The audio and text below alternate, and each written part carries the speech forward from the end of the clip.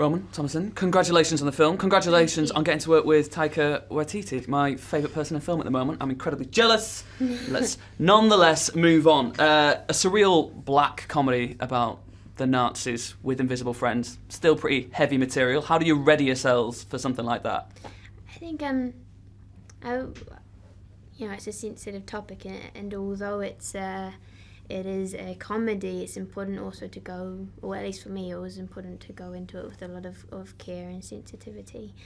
So I tried to do as much preparation as possible and to learn about as much as I could. And It's your first film. Yeah. So doing a film is mad enough in itself, but doing a film when you have an imaginary friend and that imaginary friend is Hitler, that must have been a confusing thing to explain to your mates or your family when you first read the script. How was that? It's just like it's about the Second World War. That was my go-to point. Correct. I mean, that is factual. But I feel like it's also about the Hitler Youth, which is a clever and interesting part of the war that doesn't really get explained as much as I thought it did. Maybe it does. I don't know. But I think. Yes, it's a film that finds joy and happiness and love in an otherwise really disgusting time. Speaking of joy and happiness, talk to me about atmosphere on set. Because whilst there's some like serious undertones, especially with you guys playing these sort of central characters, a lot of like quiet moments and serious moments between you. But there's also bits when Jojo's reading out those letters he'd written himself, which are just ridiculous, some ridiculous passages of like words between you. Did you guys find it difficult not to crack up? Was it a light-hearted set with a lot of levity?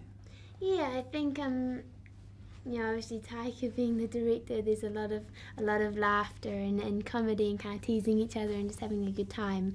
But also when it came to the heavier scenes, everyone was really, like I said before, really sensitive and aware of the material we were dealing with.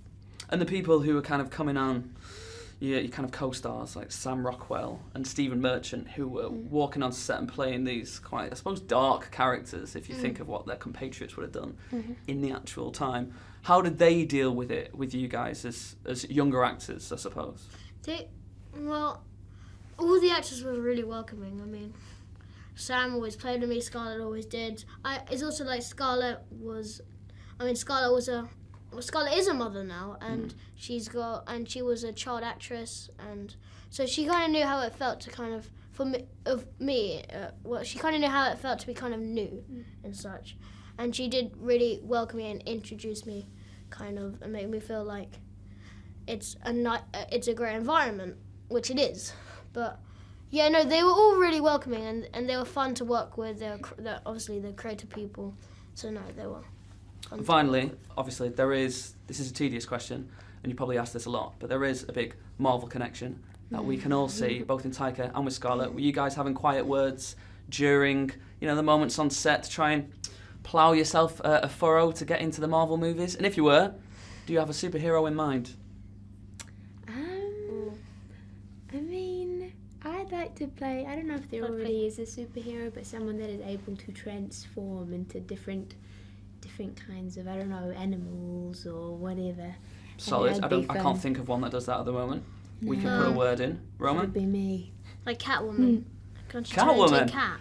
That would be a controversial bit of casting, cool. But I would pay to watch that movie. Roman as Catwoman. Yeah, either one. Yeah, let's do it. It's 2019, guys. We can identify as Catwoman all you like. Oh, wow!